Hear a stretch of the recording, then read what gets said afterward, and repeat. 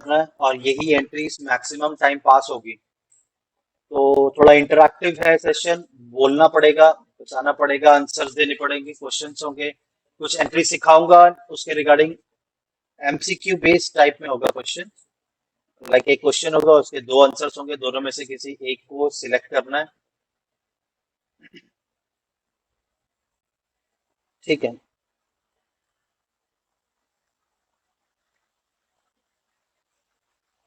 सबसे पहले तो कोई भी ट्रांजैक्शंस जब हम रिकॉर्ड करेंगे तो ये बेसिक टर्मिनोलॉजी से ध्यान में रखना। परचेज करते वक्त हम खर्चा कर रहे हैं, एक्सपेंस हो रहा है, तो परचेज ऑलवेज डेबिट साइड।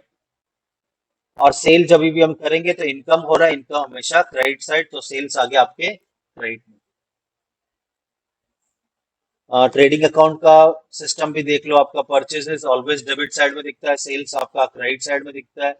कई बार एंट्री बोलते वक्त कईयों को दिक्कत आ जाती है, फिर समझता नहीं ये परचेज किधर आता है, डेबिट की क्रेडिट। तो ये याद रखना, एक इमेज आपके आंखों के सामने रहनी चाहिए ये। एंड जो भी आगे ट्रांजेक्शन हम लोग सॉल्व करेंगे उसमें ये परचेज डेबिट है और सेल्स क्रेडिट, हमेशा कोई भी एंट्री आ जाए प्रोवाइडेड रिटर्न ना हो। मैंने परचेज किया और रिटर्न कर रहा हूँ, हाँ उस वक्त पे परचेज उल्टा साइड क्रेडिट साइड जाएगा, दैट इज परचेज रिटर्न करके। मैंने सेल किया, हो सकता है गुड्स वापस आ गया तो सेल्स रिटर्न होगा, उस केस में सेल्स क्रेडिट से उठ के डेबिट में जाएगा और लिखा जाएगा सेल्स रिटर्न। तो ये एक बेसिक याद रखो। आगे बढ़ते हैं। अकाउंट्स पेएबल में ऑब्वियसली बात है, कोई भी खर्चा है आपने एक्सपेंस पे करना है तो उसे हम लोग अकाउंट्स पेएबल बोलते हैं।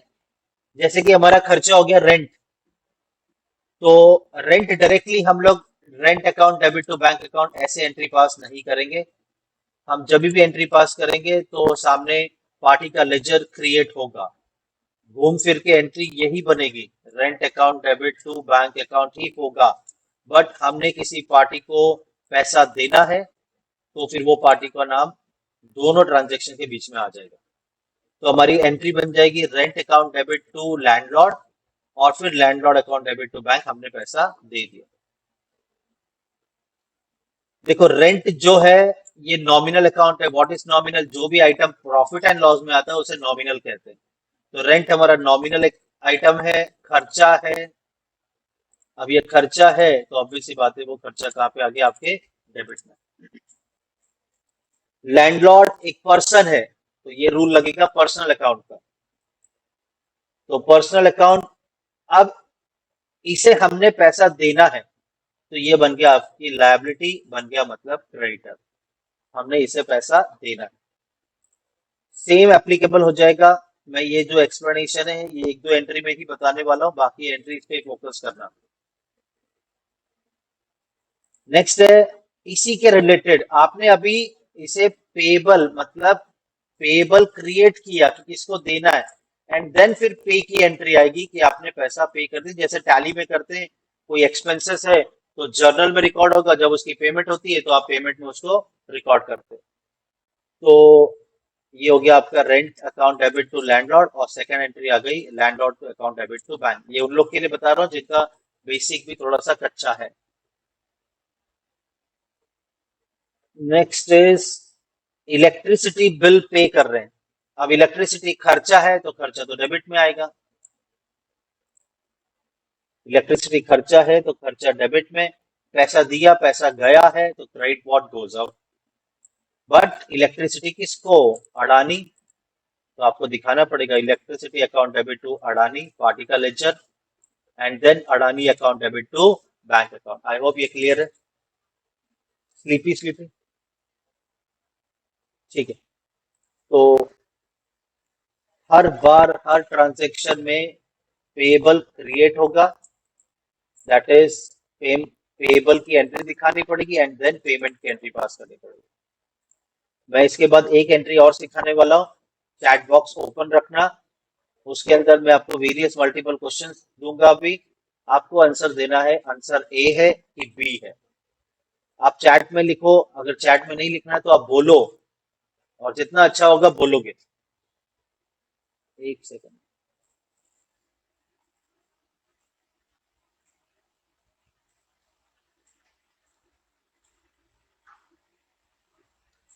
हाँ अभी दिख रहा है।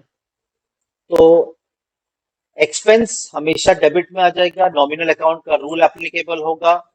डेबिट एक्सपेंसेस है तो एक्सपेंसेस हमारा डेबिट में आ जाएगा। अडानी ऑब्वियस एक पर्सन है, एक बिजनेस एंटिटी है, तो इसको पैसा देना है तो ये हमारी लायबिलिटी क्रिएट हो गई, तो गिवर आ गया, इसे पैसा देना है तो ये लायबिलिटी में लिख दिया।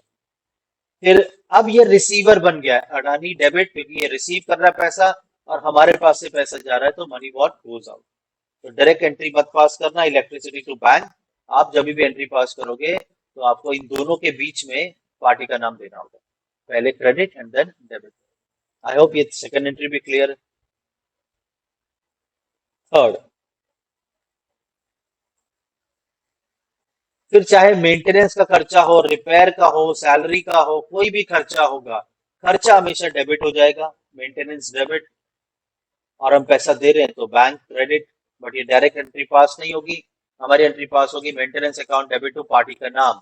पार्टी का नाम दिया था यहाँ पे AWL, तो maintenance account debit to AWL। अब ये रिसीवर बन गया, इसको पैसा मिल रहा है, AWL account debit to bank account, हमने पैसा दे दिया। तुम लोग क्या करोगे? नहीं नहीं, मतलब अभी मैं कुछ जो क्वेश्चन पूछूंगा, या तो बोलो, या तो ए है तो एक हाथ ऊपर करो, बी है तो दोनों हाथ ऊपर करो, तो मुझे समझ जाएगा तुम क्या बोल रहे हो। ठीक है। नेक्स्ट आता है try your self. Rent 20,000 paid to Arjun. या तो ए वाली एंट्री राइट है या तो बी वाली एंट्री राइट है, कमेंट बॉक्स में मुझे कमेंट करके लिखो फटाफट, ए है या बी है तुम्हारा राइट एंट्री। हाथ ऊपर का सिंबल दिया, ओके। शाबाश। Okay okay. यहाँ पे किसी का मैसेज नहीं आया है। वरुण भाई बोल रही है, मुझे सुन रहा क्यों नहीं है?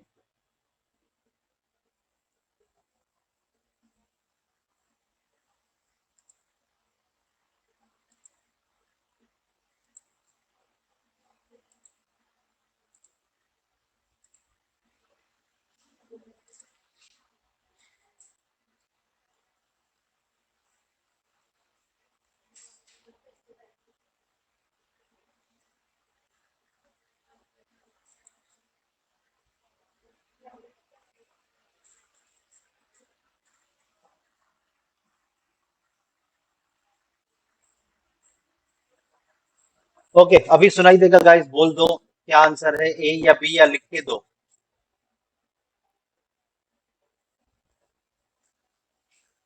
अरे ऐसे कैसे चलेगा, कुछ बोल ही नहीं रहा है, या लिख भी रहा है क्या नहीं पता नहीं। Sunanda, okay okay okay.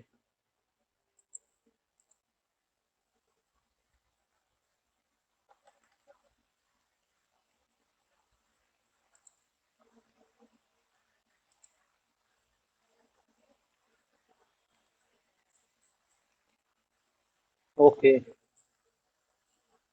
सुनाई नहीं दे रहा हूं मैं?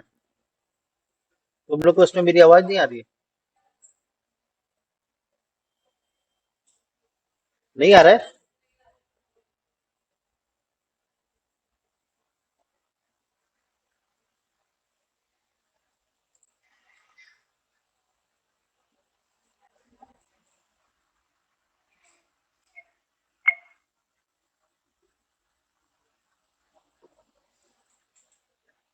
अब आ रही होगी आवाज इसमें?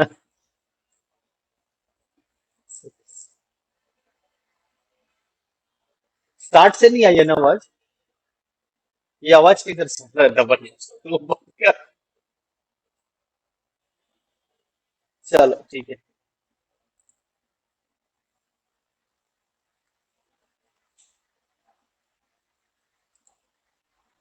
चलो मैं दोबारा बताया था, फटाफट एक क्विक रिवाइज कर लेते हैं।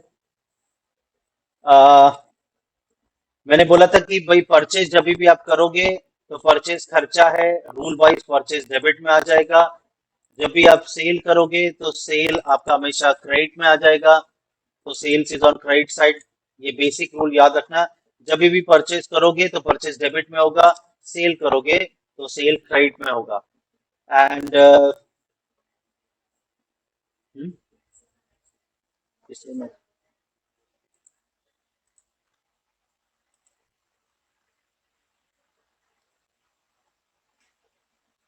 ये अपने आप ही बंद हो रहा है।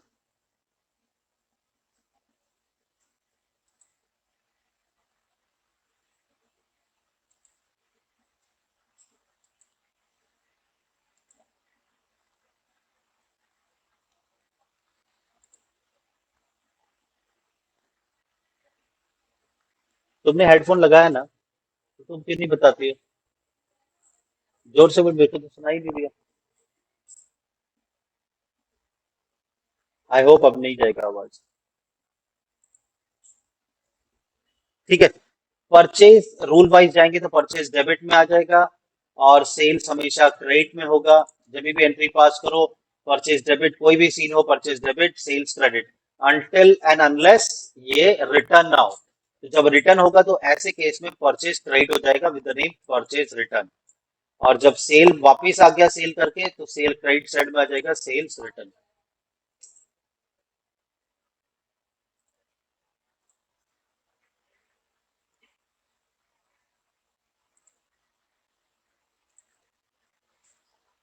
हाँ हाँ हाँ। अभी आ रहा है आवाज? अभी आया?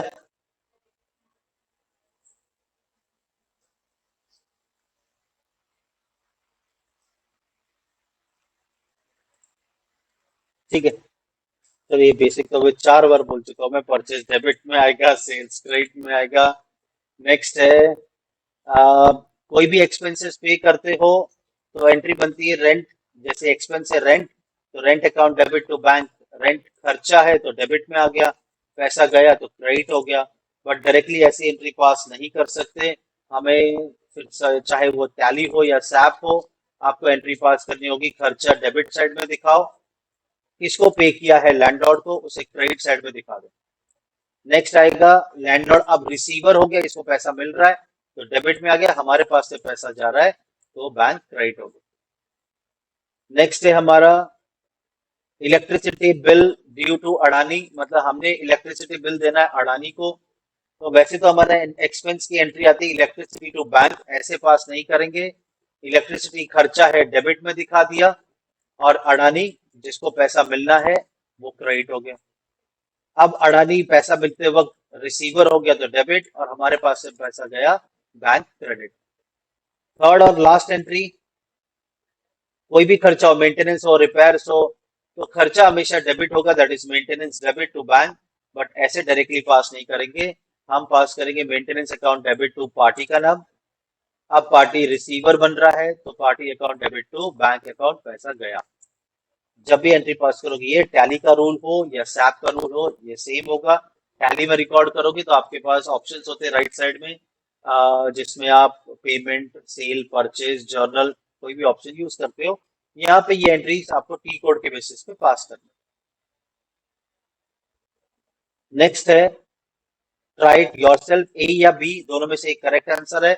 आपको चैट में लिख के देना है आंसर ए है या बी है। रेंट एक्सपेंस है 20,000 पेड टू अर्जुन, तो यहाँ पे ए साइड में भी एक एंट्री दिया, बी साइड में एक एंट्री दिया है। तो ओके, और कोई फटाफट चैट में दो मैसेज, जवाब दो। Okay okay okay. ठीक है ठीक है। चैट नहीं मिल रहा तुमको? मिला? चलो ठीक है। तो yes, the correct entry is B. Rent हमारा एक्सपेंस है, किसको पे कर रहे हैं, अर्जुन को, तो यहाँ पे अर्जुन क्रेडिट हो जाएगा। अब अर्जुन को पैसा मिल रहा है, अर्जुन डेबिट द रिसीवर, हमारे पास से पैसा गया बैंक क्रेडिट। बेसिक, बहुत बेसिक एंट्री है, इससे इजी कुछ भी नहीं होता। आगे डेप्रिसिएशन, एमोर्टाइजेशन, फिर उसके बाद में डेप्रिसिएशन फंड, जिसको हम लोग एक्यूमुलेटेड डेप्रिसिएशन बोलते हैं, ये सब काम कर। अगर ये बेसिक आ जाए, अगर यहाँ पे सब लोग, और यहाँ पे मैंने बहुत से लोग देखे आंसर नहीं दे रहे, मितेश, शारदा प्लीज आंसर दो, ए बी कुछ तो। बाकी किसने, विक्रमजीत, प्लीज आंसर दो, मैसेज में दो। ठीक है, नेक्स्ट है एक और क्वेश्चन, फटाफट रोशन सब लोग जवाब दो। यहाँ पे दिया इलेक्ट्रिसिटी एक्सपेंस 7,000 पे टू टाटा पावर, ए या बी दोनों में से एक करेक्ट एंट्री है। Okay okay okay okay okay okay okay, ठीक है, ये सही है, ये सही है। चलो थोड़ा थियोरिटिकल है, 2 दिन थियोरी चलेगी। एक तो ये एंट्रीज होगा और सेकेंड डे हम थियोरी चलेगा हमारा बैंक रिकंसिलिएशन का। तो बैंक रिकंसिलिएशन बहुत जरूरी है। पूरे सैप में आपको पूरा आता हो, अगर कोई छोटी मोटी कंपनी में जॉब पे लग गए तो बैंक रिकंसिलिएशन के काम पे बिठा देंगे, तो ये एंट्रीज करने का मौका नहीं मिलेगा। थोड़ा नॉलेज रखो, एंट्री पास करने आता होगा तो बैंक रिकंसिलिएशन से बचोगे, एंट्री रिकॉर्ड करने का मौका मिलेगा। चलो तो राइट आंसर इज ए, क्योंकि इलेक्ट्रिसिटी एक्सपेंस डेबिट और टाटा पावर को पैसा देना है तो वो क्रेडिट हो गया। नेक्स्ट है सेकंड एंट्री जो उसकी पास होगी, टाटा पावर रिसीवर है डेबिट और हमारे पास से पैसा जा रहा है क्रेडिट। एक और बेसिक एंट्री तुमसे पूछ लेते हैं, इस बार मेंटेनेंस है 5,000 two years, quick A B, right answer is A और बी। ओके ओके ओके,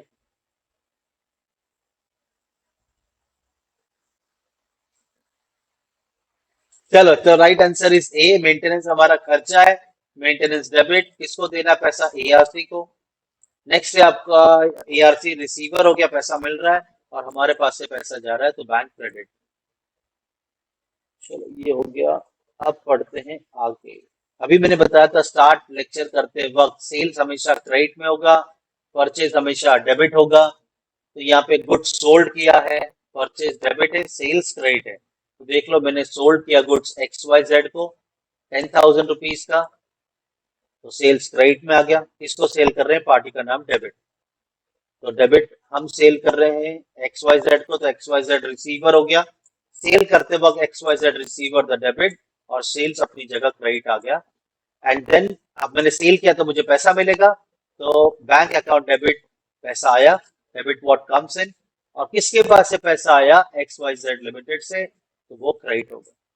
ठीक, कल को ना समझे तो ये एक्सप्लेनेशन देख लेना एक बार, ऑटोमेटिक समझेगा। गोल्डन रूल्स यहीं पे बाइट होंगे और कहीं पे भी उसे रटते रहोगे समझेगा नहीं। गोल्डन रूल्स इसी से समझेगा, सिनेरियो बेस से। तो जितने सिनेरियो दिए मोर देन इनफ है। ठीक है, तो ये मैंने सेल कर दिया, सेल क्रेडिट हो गया। नेक्स्ट एंट्री है, अब हमने सेल किया है डिस्काउंट पे, मैं सेल करूंगा और डिस्काउंट दूंगा तो नुकसान तो मुझे, और मैं ही तो रिकॉर्ड करने जा रहा हूँ। तो पहली बात तो सेल क्रेडिट हो गया, अब मुझे नुकसान हो रहा है, debit all expenses and losses, तो डेबिट में आ गया नुकसान। वैसे अगर इसको ना रीड करें तो हमारी पिछली एंट्री है, इसको छोड़ दे अगर, तो एंट्री आ गया ABC account debit to sales, तो सेम एंट्री है। बस इस बार मुझे नुकसान हो रहा है तो नुकसान हमने डेबिट में लिख दिया, डिस्काउंट अकाउंट डेबिट। बाकी सेल किया, पैसा मिलेगा। अब पार्टी का अकाउंट में 9,000 दिख रहा है, मतलब हमने इससे सिर्फ 9,000 लेना है, तो बैंक अकाउंट डेबिट, पैसा आया, डेबिट व्हाट कम्स इन, और किसके पास से मिला, एबीसी। अमाउंट सिलेक्ट करते वक्त ध्यान देना, अगर यहाँ पर एबीसी 9,000 है तो ऑब्वियस सी बात है यहाँ पर भी एबीसी 9,000 आएगा, डेबिट क्रेडिट का रूल फॉलो होना चाहिए। चलो ये भी clear. Discount allowed is recorded as an expenses, not deducted, not reduced from sale. Sale से मत माइनस कर देना, तो एंट्री पास करोगे ABC account debit to sales, सीधा 9,000 का, और हो गया सत्यानाश। सेल तो 10,000 का है तो आपको सेल 10 दिखाना ही है। नेक्स्ट है sale with discount at billing और पेमेंट के वक्त भी डिस्काउंट। ए भाई अभी डिस्काउंट दिखा तो ये तो क्लियर है ना, पार्टी अकाउंट डेबिट, हमने सेल किया 10,000 का क्रेडिट और डिस्काउंट हमें नुकसान हो गया, डिस्काउंट डेबिट। तो ये जो पार्ट है, goods sold to ABC 10,000 with discount 10% at billing, billing करना मतलब सेल करते वक्त आपने डिस्काउंट दिया, तो पिछली एंट्री जैसा ही है, क्योंकि यहाँ पे कुछ नहीं बोला तो ऑब्वियस सी बात है ये डिस्काउंट बिलिंग के वक्त है। और यहाँ पर भी हमने लिख दिया गुड्स सोल्ड 10% डिस्काउंट, तो ये तो एंट्री सेम है। बट हुआ क्या, अब मैंने लेना है एबीसी से 9,000, बट 10% हमने पेमेंट के वक्त भी डिस्काउंट दिया है। अब ये जो डिस्काउंट कौन सा है, ये अगली एंट्री में समझेगा। ट्रेड डिस्काउंट होता है, मतलब आप उसे लालच दे रहे हो कि भाई अगर जल्दी से जल्दी पेमेंट करते हो तो हम आपको 10% का और डिस्काउंट देंगे। एक तो ऑलरेडी डिस्काउंट दिया हुआ है 1,000 का, वो तो बिल बनाते वक्त, आप पैसा देते वक्त उसने बोला कि भाई थोड़ा और।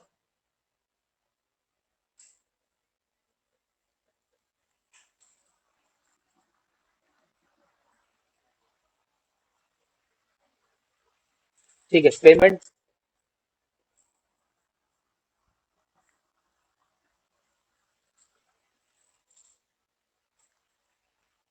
चलो, पेमेंट करते वक्त और जो डिस्काउंट है उसे trade cash discount, sorry cash discount, trade discount बोला।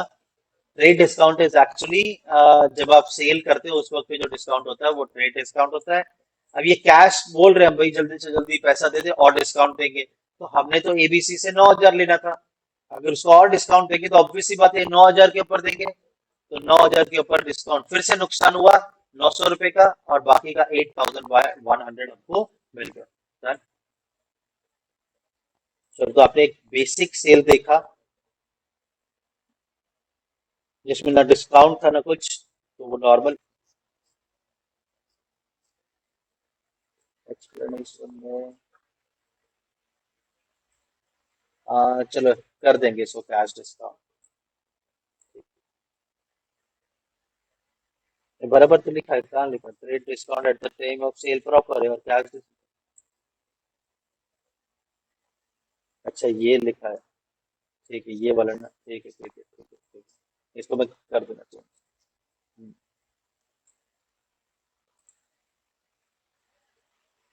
क्या नॉर्मल डिस्काउंट, मुझे क्या, 10%, 10% बिलिंग के वक्त जो डिस्काउंट होता है वो ट्रेड डिस्काउंट होता है, और कैश में जो वक्त जो डिस्काउंट होता है वो कैश डिस्काउंट होता है।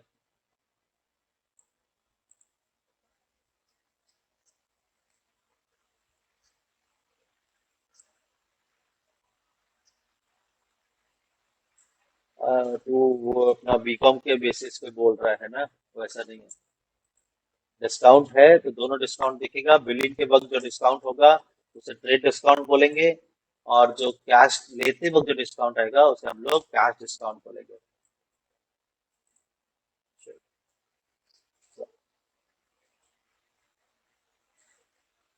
टाइम का कुछ इम्पोर्टेंस है जिंदगी में? आधा लेक्चर हो गया। चलो, अब वो क्लियर हो जाएगा।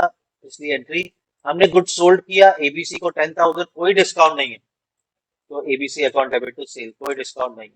टर्म्स क्या था, 30 दिन में पैसा देना होगा, बट आगे चल के हमने बोला कि 10% डिस्काउंट और देंगे अगर 15 दिन के अंदर पैसा मिल गया तो। भाई ठीक है, यहां तक तो कोई डिस्काउंट नहीं था, यहाँ पे डिस्काउंट नहीं, तो सीधा सीधा एंट्री पास कर दी, ABC account debit to sales. ये तो सिंपल।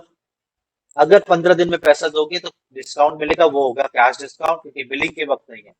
आगे बोला है customer paid on 14th day, ठीक है ना, 15 डेज का बोला था टाइम, कब डिस्काउंट मिलेगा, इसमें 14th डे पे दिया है तो ऑब्वियस सी बात है इसको डिस्काउंट मिलेगा। अब एबीसी से हमने लेना था 10,000, एबीसी ने 10% डिस्काउंट करके हमें 9,000 दिया, हमें नुकसान हुआ दोबारा, यहाँ पर डिस्काउंट 1,000। क्लियर है? एंट्रीज पूछूंगा, बोल पाओगे? हाँ।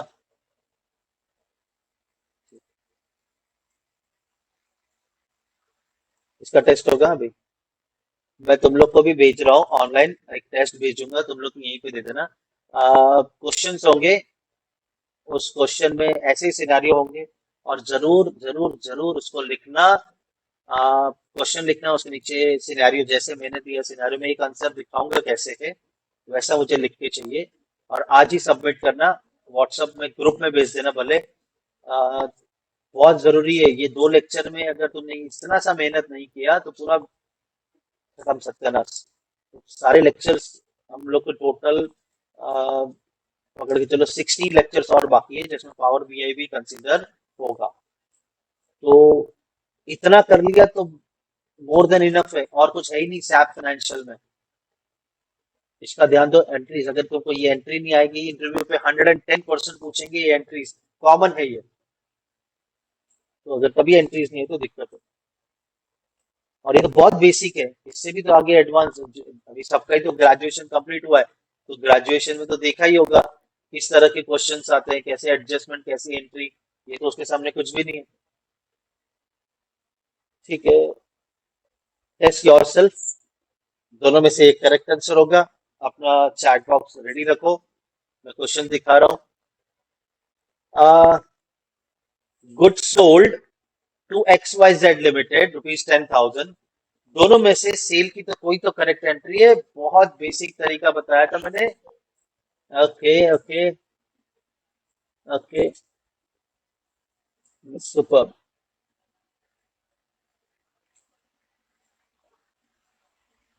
ओके ठीक है, परफेक्ट। मैंने स्टार्टिंग में बताया था सेल्स तो हमेशा क्रेडिट में होगा, प्रोवाइडेड वो सेल रिटर्न ना हो। तो ठीक है, सेल्स कहाँ क्रेडिट दिख रहा है, ए वाले में, तो ए इज द करेक्ट आंसर। ये वही है, ये वही है, तो बस यहाँ पे एग्जांपल दिया हुआ है। नेक्स्ट क्वेश्चन, रेडी रहो।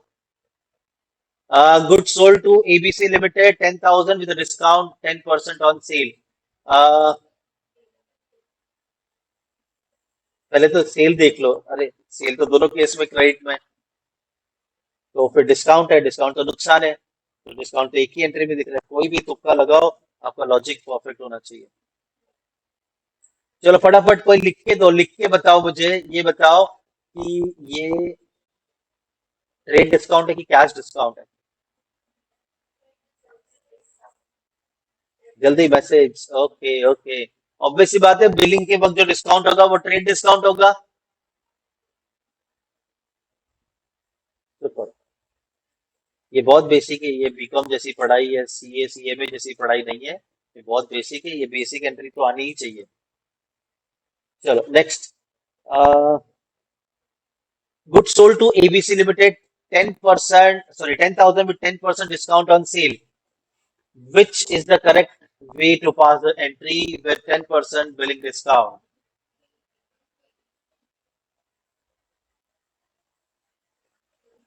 जरूर मैसेज करो, भले आंसर बहुत सिंपल लग रहा है फिर भी मैसेज करो, तो इससे तुम्हारा दिमाग पूरा यहाँ पे रहेगा, फोकस रहोगे एंट्री के आंसर देने के लिए।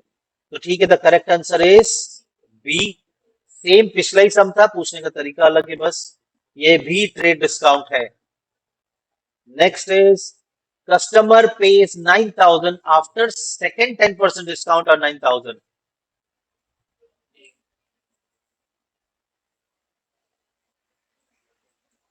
यहाँ पे कितना फड़ा फड़ा आंसर आता है एकदम। चलो ठीक है, तो डिस्काउंट है तो पैसा मिलते वक्त है, पैसा मिल रहा है तो बैंक अकाउंट डेबिट। यहाँ पे भी बैंक डेबिट है वैसे तो। किसके पास से पैसा मिल रहा है, एबीसी, एबीसी क्रेडिट, यहाँ पे भी एबीसी क्रेडिट।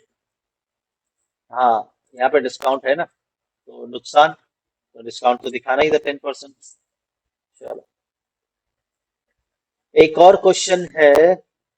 अ, अ, चलो, कस्टमर पेज 9,000 आफ्टर, ठीक है, सेम आ गया क्या? अरे मैंने वो तो, अच्छा ठीक है, इसमें आंसर नहीं था, इसमें आंसर है, वही पूछ रहा हूँ। नेक्स्ट है, ABC limited page with in 15 days and avails 10% discount, prompt payment discount है, तो ऑब्वियस सी बात है कैश डिस्काउंट है, जल्दी से जल्दी पे करो, डिस्काउंट मिलेगा। ए या बी? ओके, चलो बस ऐसे ही इन्वॉल्व रहो, ऑटोमेटिक आ जाएगा। क्या हो गया?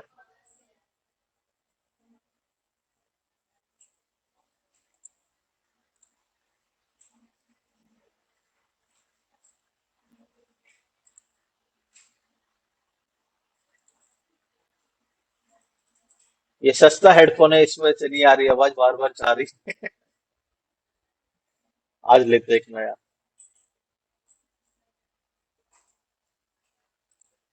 चलो ठीक है,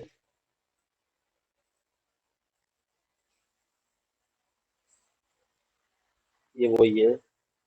अब जरा ध्यान देना, देखो हर एक स्लाइड में कुछ ना कुछ नया डिस्कस होता रहेगा, इन्वॉल्व रहोगे।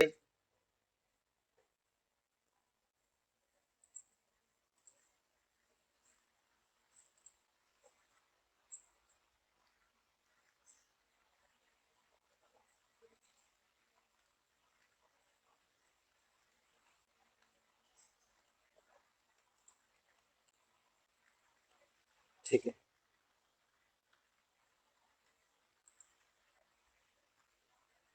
तो accounts payable payable payable and receivable both, अभी तक तो हम पेबल देख रहे थे और सेल करते वक्त पैसा मिल रहा है, तो रिसीवेबल भी देखा। आ, कोई कुछ लोग काम करेंगे अकाउंट्स पेबल की टीम में, कुछ लोग काम करेंगे अकाउंट्स रिसीवेबल की टीम में, कुछ लोग काम करोगे आप रिकंसिलिएशन में, कुछ लोगों को मौका मिलेगा एंट्री पास करने का। तो डिपेंड करता है तुम कैसा इंटरव्यू देते हो, उसके बेसिस पे।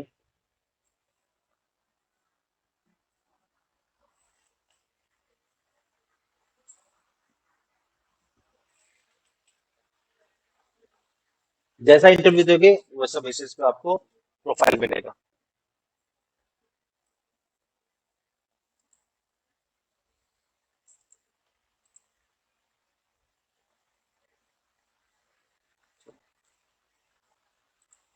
ओके, तो नेक्स्ट है Gaurav purchase a T shirt from Levi's. ये तो बहुत बेसिक दे दिया, ये बिजनेस पॉइंट ऑफ व्यू से भी नहीं बताया, एक नॉर्मल इंसान के हिसाब से ट्रांजेक्शन दे रहे हैं।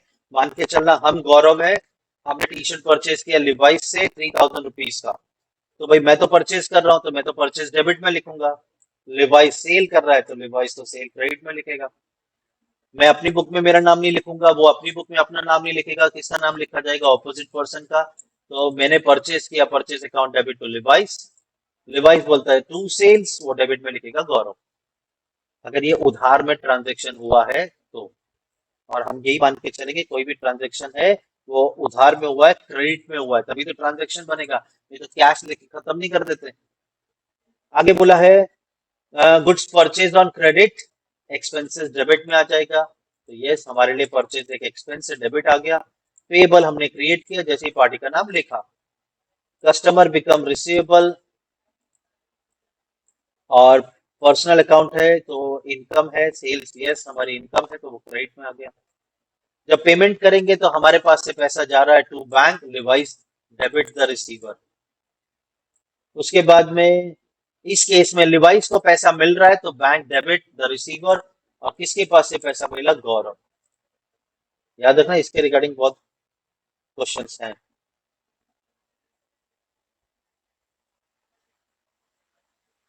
इस बार हम राकेश बनते हैं, राकेश ने परचेज किया जीन्स 10,000 रुपीज का, सेम बट इस बार 50% डिस्काउंट है। ये देखो ये डिस्काउंट वाला अब खत्म होने जा रहा है, अब इसके बाद जीएसटी जीएसटी जीएसटी आएगा, तो रेडी रहो। तो परचेज नॉर्मल है, परचेज के साथ डिस्काउंट है, तो परचेज किया तो सेम परचेज डेबिट, और लिवाइस से परचेज किया तो लिवाइस क्रेडिट। बट डिस्काउंट हमें मिला है, हम दुकान में गए सामान खरीदने, हमें डिस्काउंट मिला है तो हमें फायदा हो रहा है, तो डिस्काउंट वर्ड ही रहेगा बट वो कहाँ लिखा जाएगा, क्रेडिट में। Debit all expenses and losses, credit all income and gains, तो ये इनकम आपकी क्रेडिट में आ गई। राकेश, अच्छा ये लिवाइस लिवाइस बोल रहा है मैंने तो भाई सेल किया है, सेल तो क्रेडिट में लिखा जाएगा, किसको सेल किया है, तो पार्टी का नाम डेबिट राकेश। अब लिवाइस को नुकसान हो रहा है डिस्काउंट देते वक्त, तो उसने डिस्काउंट ही लिखा है बट डेबिट में। धीरे धीरे आप समझ जाओगे, फायदा हुआ तो डिस्काउंट रिसीव, नुकसान हुआ तो डिस्काउंट अलाउड, ये ऑटोमेटिक समझ जाओगे। नहीं समझता वर्ड लिखो डिस्काउंट, खत्म। बस इतना पता होना चाहिए, डिस्काउंट नुकसान है तो डेबिट में, डिस्काउंट फायदा है तो क्रेडिट में। ठीक है, पेमेंट में तो कोई दिक्कत नहीं है, हमारे पास से पैसा जा रहा है to bank, Levi's debit the receiver, और यहाँ पे लिवाइस को पैसा मिल रहा है तो बैंक डेबिट, किसके पास से पैसा मिला, राकेश के पास से, तो राकेश क्रेडिट। तो मेरे एक normal transaction accounts payable receivable दोनों के केस में बताया। एक मैंने था जिसमें मैंने डिस्काउंट नहीं दिखाया, ये वाला entry, purchase without discount, purchase with discount.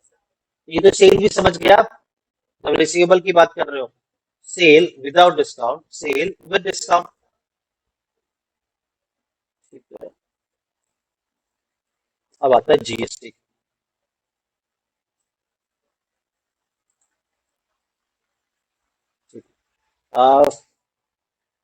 ये जो जहां पर भी टाई वाला इंसान दिखेगा ये हम है, ऐसा मान के चलें, ठीक है। तो परचेज हमने परचेज किया, purchase goods for furtherance of business. मैं उससे पहले तुमको बता दूं एक नॉर्मल चीज, अगर मैं जीएसटी में रजिस्टर हूँ, मैंने प्रोजेक्टर खरीदा है, प्रॉपर बिल, तो उसपे सामने वाले पर्सन ने एक तो प्रोजेक्टर का पैसा भी लिया प्लस मेरे से जीएसटी भी लिया, मैं परचेस कर रहा हूँ तो जीएसटी मेरी जेब से जाएगा। और वो जो दुकान वाला था, अब उसकी जिम्मेदारी है वो पैसा गवर्नमेंट तक पहुंचाना। This is not for furtherance of business, मैं बिजनेस करने के लिए नहीं खरीदा। हाँ सॉरी, देखा है तो बिजनेस करने के लिए खरीदा है, इस क्लासेस में चला रहा हूँ। टीवी, एक मैंने टीवी खरीदा, मैं गया दुकान में, टीवी घर पे लगानी थी, तो मैं फाइनल कंज्यूमर हूँ। फाइनल कंज्यूमर में तो साइड में कर दो उसको। यहाँ पे मैं अगर बिजनेस पर्पस के लिए आगे कर रहा हूँ कि आगे भाई मैं अपने पास रखूंगा और आगे इसको बेचने वाला हूँ, वैसे देखा है तो बिजनेस नहीं है, भले मैं बिजनेस के लिए यूज कर रहा हूँ, तो भाई प्रोजेक्टर तो मैंने कंज्यूम कर लिया, यूज कर रहा हूँ, जीएसटी का बेनिफिट मिलेगा, बट फाइनल कंज्यूमर की जेब से कितना जीएसटी जा रहा है वो मैटर करता है अमाउंट। तो यहाँ पे मैंने क्या किया, मैं परचेज कर रहा हूँ, मैं आगे वो प्रोडक्ट को जिसको परचेज कर रहा हूँ उसे मैं आगे बिजनेस करने वाला हूँ, आगे बेचने वाला हूँ, थोड़ा अच्छा पैकेजिंग करूंगा और महंगे में बेचूंगा। तो जो सेलर था उसने मुझे 1,000 रुपए के प्रोडक्ट के ऊपर, एग्जाम्पल ले लो, हम रेट पर परसेंटेज में नहीं चल रहे, एक इजी अमाउंट लेके चल रहे, तो मान लो उसने 100 रुपया मुझसे जीएसटी चार्ज किया, तो मेरी जेब से कितना गया, 1,000 भी गया प्लस जीएसटी का 100 रुपये भी गया, तो टोटल मैंने 1,100 दिया। तो हम ऐसा मानते हैं कि जीएसटी खरीदते वक्त नुकसान ही है मेरे, ऐसा मान के चलते हैं, कोई नुकसान वुकसान नहीं, बिजनेस पॉइंट ऑफ व्यू से देखा जाए तो 1,000 तो मैं दे ही रहा हूँ, प्लस 100 रुपया और दे रहा हूँ, नुकसान है, तो डेबिट में आएगा ये नुकसान। तो जीएसटी खरीदते वक्त कहाँ पे आएगा, डेबिट में। मैं कोई भी परचेज की एंट्री पास करूंगा, अगर उसमें जीएसटी है तो जीएसटी डेबिट में लिखा जाएगा। क्लियर? सेल के टाइम पे उल्टा, बस जरा एक कॉन्सेप्ट समझ लो, जिन्हें आता है वो अच्छे बात है, तुम्हें नहीं आता तो तुम समझो इसे। मैंने परचेज किया 1,000 का प्रोडक्ट, 100 रुपया एक्स्ट्रा दे रहा हूँ जीएसटी, मेरी जेब से टोटल 1,100 रुपये गया। अब सेलर की जिम्मेदारी बनती है वो 100 रुपये जो मुझसे चार्ज किया वो जाके गवर्नमेंट को दो, वो उसका पैसा नहीं है, वो गवर्नमेंट को देना है। आगे उस प्रोडक्ट को मैंने अच्छा पैकेजिंग किया, मैं सेल कर रहा हूँ, मैंने जिसको सेल किया वो 1,000 नहीं, मैंने 1,500 में बेचा, तो इस बार मैंने उससे 150 रुपये टैक्स ले लिया। अब मेरी जिम्मेदारी बनती है कि मैं गवर्नमेंट को ये टैक्स जमा करूँ, क्योंकि गवर्नमेंट के पास टैक्स हमेशा सेलर जमा करेगा, तो मेरी जिम्मेदारी बनती है 150 दूं, बट मैं 150 रुपया नहीं दूंगा।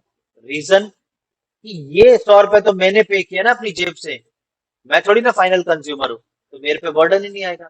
तो 150 रुपया फाइनल कंज्यूमर से जो मैंने लिया, उसमें से मेरा वाला 100 रुपया एडजस्ट किया, बाकी का ऊपर का 50 में गवर्नमेंट को पे कर दो। इसको बोलते हैं सेट ऑफ करना, इसको बोलते हैं इनपुट टैक्स क्रेडिट लेना। तो ठीक है, बाकी का 150 रुपया मैंने कलेक्ट किया, 100 रुपये जो मैंने पे कर दिया था माइनस, और ये 50 रुपये मैं गवर्नमेंट को पे करूंगा।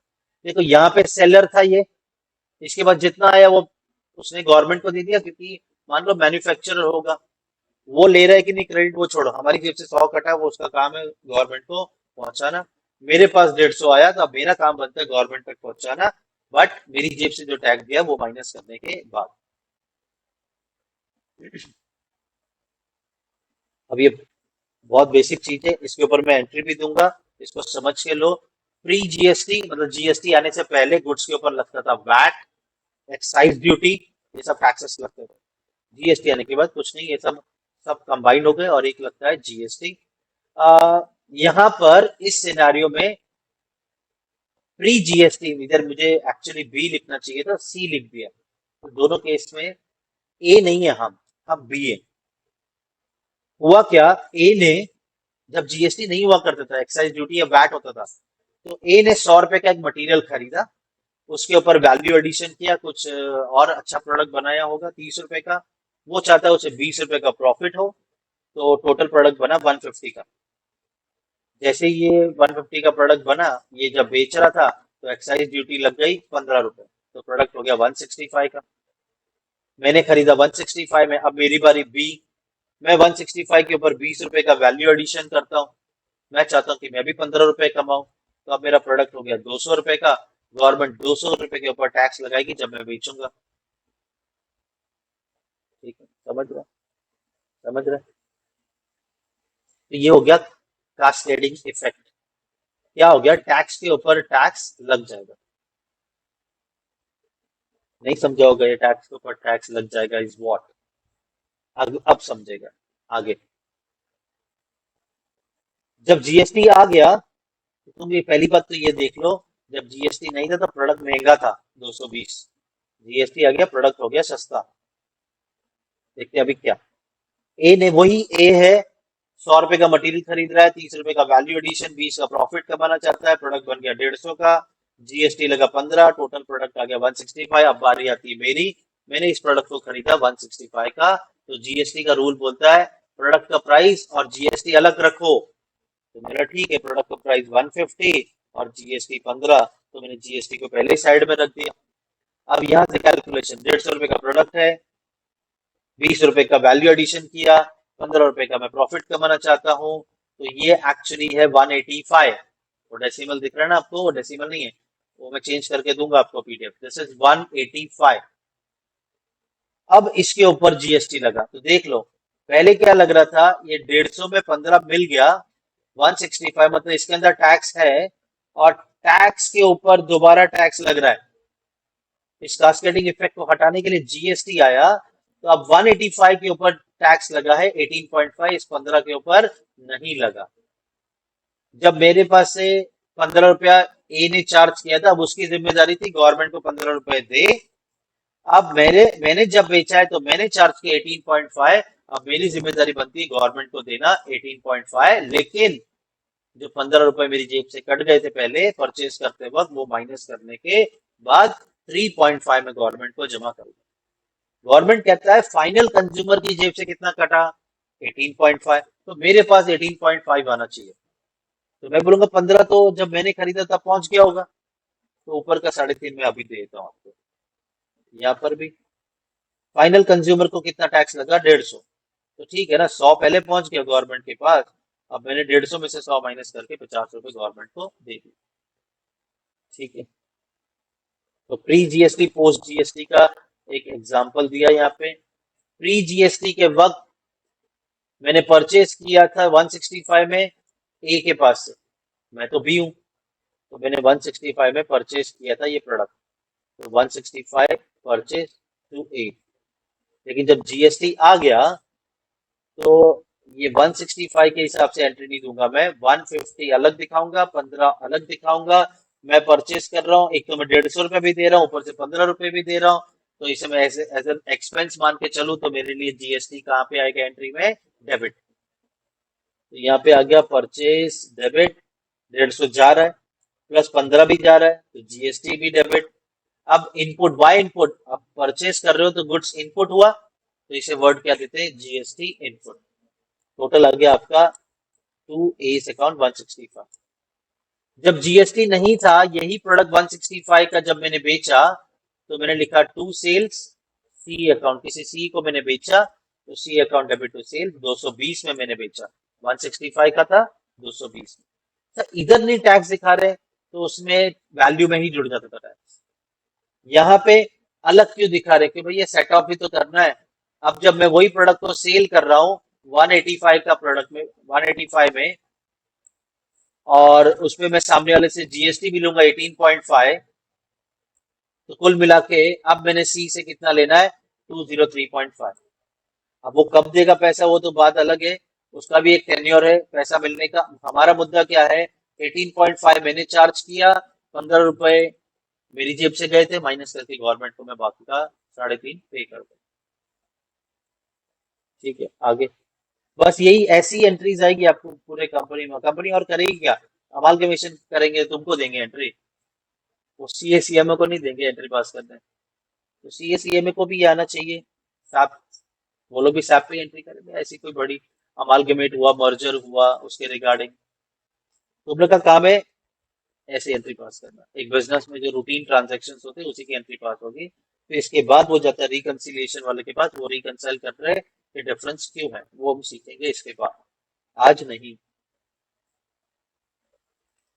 ठीक है, तो ये परचेस करते वक्त जीएसटी एज ए एक्सपेंस है, क्योंकि वो भी पैसा हमारे पास से जा रहा है, तो आपका जीएसटी परचेस के वक्त डेबिट आएगा, ये याद रखना।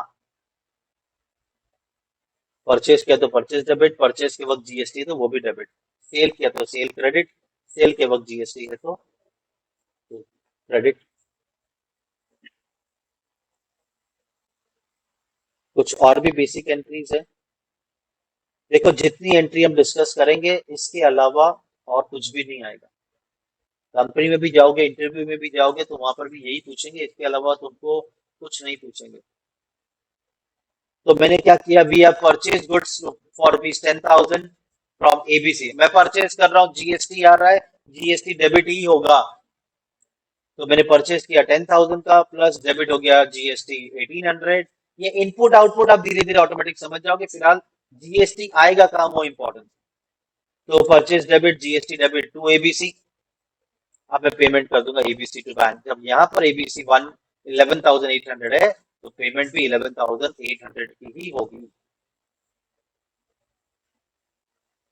नींद आ रहा है, लग रहा है। नींद आए तो खड़े हो जाना, फिर थोड़ा टाइम के बाद बैठ जाना। थियरी है, आएगा। साले उधर ऑनलाइन भी कुछ सोए होंगे का भरोसा नहीं। मितेश है, ऑनलाइन है। देखो अभी तो आवाज सबको आ रही है ना। मितेश ऑनलाइन है। देखो नहीं है। रोशन है ऑनलाइन। देखो ये है, ये है। इसको मितेश को पकड़ के बात मजाक बना के रखा है।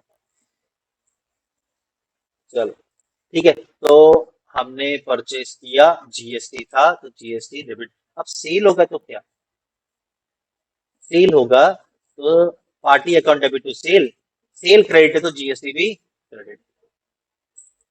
और पेमेंट करते वक्त हमारे पास पैसा आ जाएगा bank account debit to R K. यहाँ पर अगर आर के 11,800 है तो यहाँ पर भी आर के 11,800 ही रहेगा।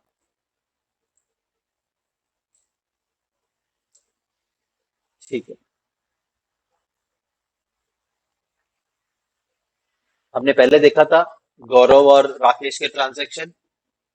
अब वही ट्रांजैक्शन जीएसटी के साथ। गौरव ने परचेज किया टी शर्ट लिवाइस से 3,000 का, प्लस जीएसटी। तो purchase account debit to party account. अब जब परचेज डेबिट है तो जीएसटी भी डेबिट हो गया। प्रोडक्ट 3,000 का था तो उसके ऊपर 10% 300। पेमेंट करते वक्त लिवाइस टू बैंक, हमारे पास से पैसा जा रहा है। जब यहाँ पर लिवाइस 3,300 है तो यहाँ पर भी लिवाइस 3,300 ही होगा।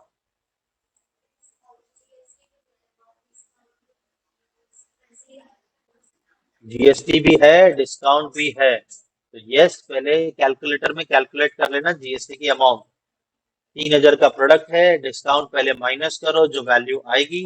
अब इसके ऊपर जीएसटी कैलकुलेट करो। तो पता चला ओरिजिनल अमाउंट के ऊपर जीएसटी कैलकुलेट कर दिया, सत्यानाश। हाँ तो फिर एंट्री में दिखाना पड़ेगा, फिर ये 3 लाइन की एंट्री 4 लाइन की हो जाएगी। Purchase account debit, discount account debit, GST account debit to Levi's. अब यही परचेज जो हमने किया था, लिवाइस कर रहा है इसे सेल। जब सेल क्रेडिट है तो उसका जीएसटी भी क्रेडिट होगा। सामने पार्टी का नाम आ गया गौरव। यहाँ पे इसे पैसा मिल रहा है बैंक अकाउंट डेबिट टू गौरव। जब यहाँ पर आपका गौरव के अकाउंट में 3,300 है तो यहाँ पर भी 3,300 है। ये मैं क्यों बता रहा हूँ बार बार कि उधर भी गौरव, सॉरी, उधर भी गौरव 3,300, इधर भी गौरव 3,300। क्योंकि जब तुम एंट्री पास करोगे खुद से तो फिर मुझे पूछोगे सर इधर क्या अमाउंट आएगा। तो तुमको ये लॉजिक कंपनी में फिर कोई जवाब नहीं देगा। कंपनी बोलेगा आउट। कुछ पूछना चाहते हो कि उर्वशी? हाँ हाँ बोलिए ना।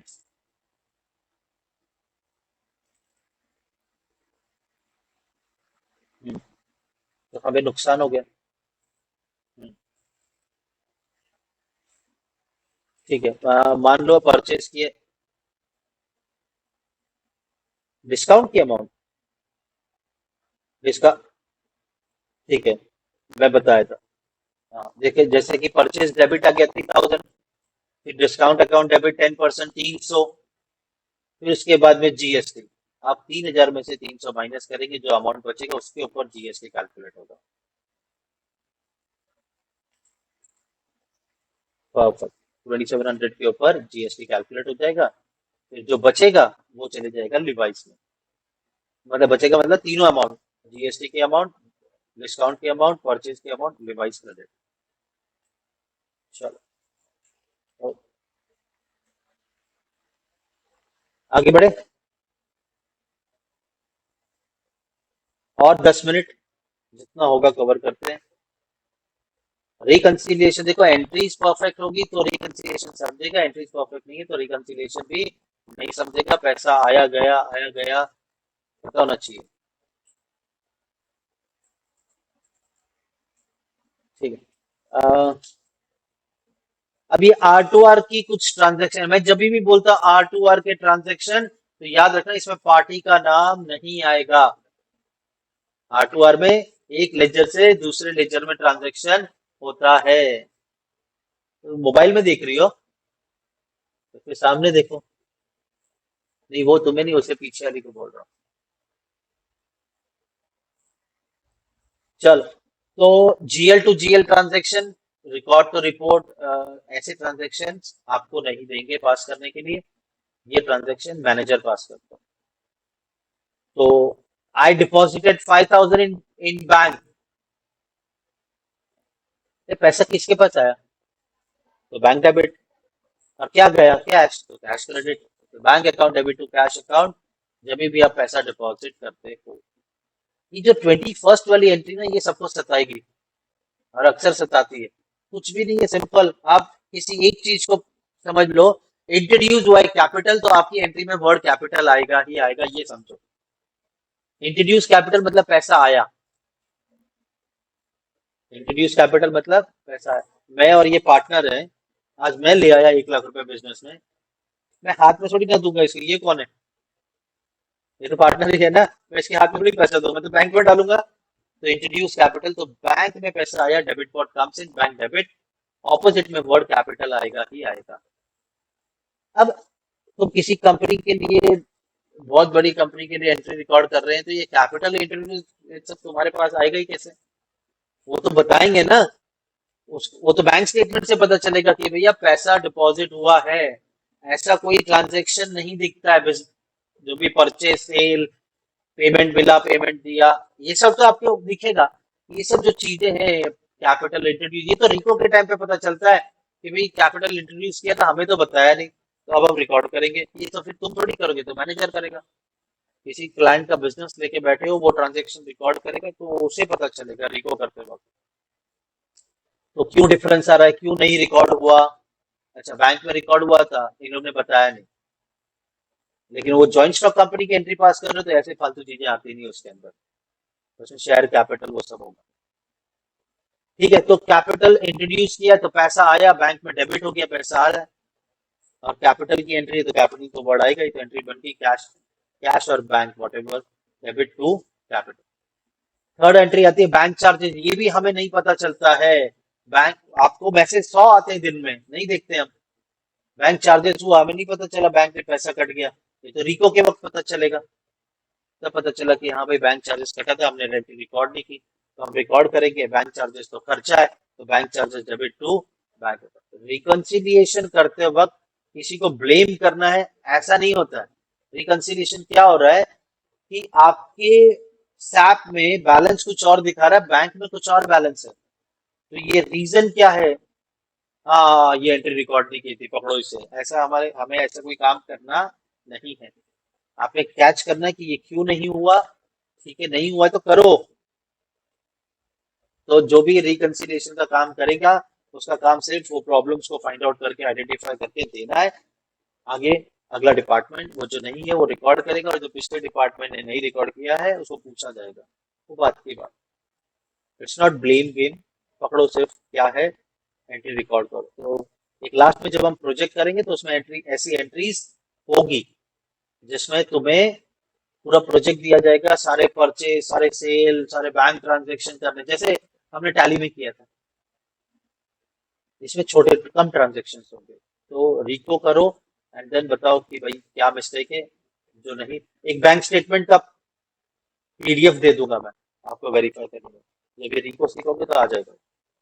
तो नेक्स्ट है बैंक चार्जेस, हो गया बैंक चार्जेस टू बैंक। अगला आता है we distributed goods 15,000 as charity, charity में दिया फ्री में दिया, अब फ्री में दोगे चीज, वो तो अपनी शौक था, तो है तो नुकसान ही। तो चाहे एक्सपेंस बोल दो, मैं तो नुकसान बोलता हूँ, कोई चीज मेरी जेब से कुछ जा रहा है नुकसान, तो मैं एंट्री पास करता हूँ।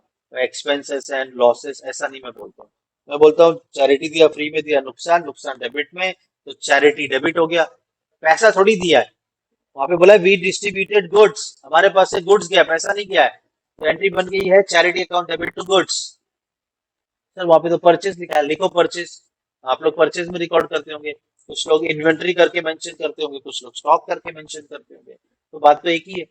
तो गुड्स लिखो, परचेज लिखो, इन्वेंट्री लिखो, स्टॉक लिखो, जैसा आप फॉलो करता है आपका सिस्टम, वैसे रिकॉर्ड करो।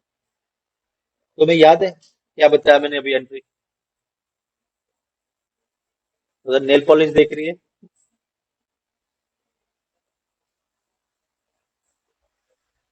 पता है मैंने क्या बताया? जस्ट अभी क्या एंट्री बताई, क्या बताई बता। सुनंदा। हाँ, तुम ऐसे कुछ कर रही थी ना? बोलो। अच्छा बोलो, कौन सी एंट्री थी? मैंने एंट्री क्या बताई? सैलरी? क्या बोल रही है? चैरिटी, ठीक है, चलो बैठो, ध्यान दो। चलो तो चैरिटी दिया है, चैरिटी लिखो, एक्सपेंस लिखो, कुछ भी लिखो। 23rd के बाद सीधा लास्ट राइट साइड में 25th में आ जाओ, good distributed as free samples for business promotion. अब देखो बिजनेस प्रमोशन करो तो मैंने तीन अलग अलग एंट्री दी, कुछ भी पास करो। पहले तो आप तीनों एंट्री के क्रेडिट में देखो। आप फ्री में कुछ चीज दे रहे हो, गुड्स दे रहे हो, तो गुड्स क्रेडिट हो जाएगा। तो चाहे वहां पे इन्वेंट्री लिखो, स्टॉक लिखो, गुड्स। ऐसे सब क्वेश्चन तुमको आएंगे आज प्रोजेक्ट में, ठीक है, इसकी एंट्री पास करनी है। तो यहाँ पे आ गया गुड डिस्ट्रीब्यूटेड, तो इसे एडवर्टीजमेंट बोल दो, या आप बोल दो फ्री सैंपल्स बोल दो, या आप बिजनेस प्रमोशन बोल दो। किसी ने पास करके दिया मुझे free sample account debit to stock, मैं राइट दे दूंगा।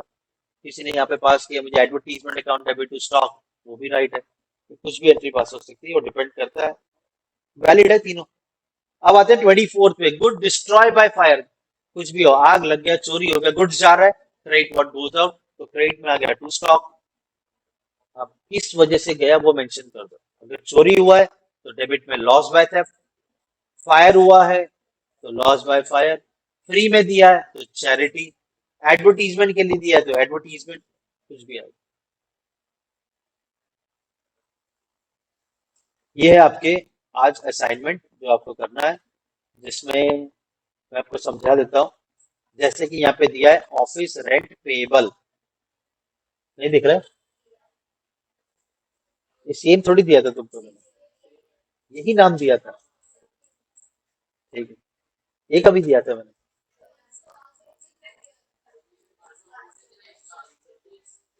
अरे हाँ, ठीक है, चलो चलो ठीक है। Based on the accounts payable receivable discount GST सब इसके अंदर बात सिखाया है। Instruction read each transaction and pass correct journal entry. Question number 1 बोल रहा है office rent payable to mister Sharma 18,000। तो भाई वैसे तो मुझे पता है rent account debit to bank, but ऐसे एंट्री पास करनी नहीं है। आपको पहले क्रिएट करना है journal entry for rent due, payable की एंट्री क्रिएट करो, एंड देन फिर आप एंट्री पास करो पेमेंट की। तो यहाँ पे एंट्री दिखाया तो हमें, अरे ये पीडीएफ है, तो ऐसा मैंने एंट्री पास किया हुआ है, तो मैं एंट्री क्या पास करूंगा? आपको लिखना कैसे है? वैसे पहले ऐसा लिख दिया, पापा सब सब लोग करेंगे, नहीं तो मैं रिको पे जब आऊंगा तो आधे लोग यहाँ से गायब हो जाएंगे। ये होगा अगर एंट्री बाद में, तो उधर लगे यार ये क्या चल रहा है, ये कैसी एंट्री आई। तो ये इतना सा काम कर लो, 14 एंट्रीज ये पास करो, तो तुम्हें दिक्कत ही नहीं आएगी।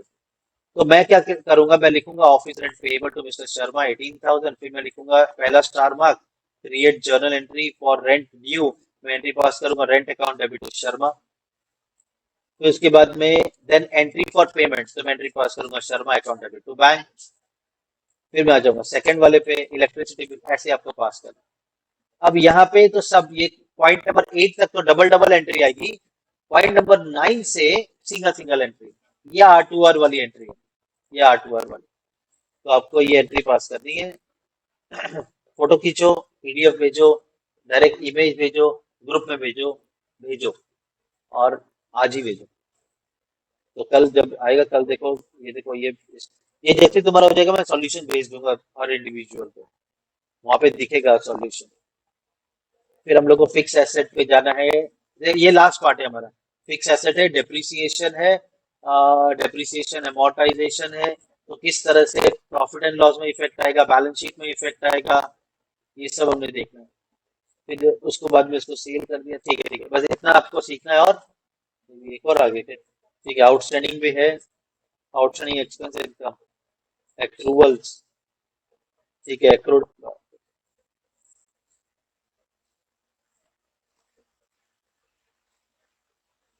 अभी बस होगा, तो इतना। और इसके अलावा तुमको कंपनी में कोई और एंट्री नहीं आएगी, चैलेंज। बस एक चीज होगा, आपको डॉलर्स में अमाउंट रिकॉर्ड करनी पड़ेगी, आप किसी फॉरेन कंपनी के लिए काम करोगे। रिकंसिलिएशन बहुत इंपॉर्टेंट इसके लिए है कि रिकंसिलिएशन मंथली भी होता है, क्वार्टरली भी होता है, एनुअली भी होता है।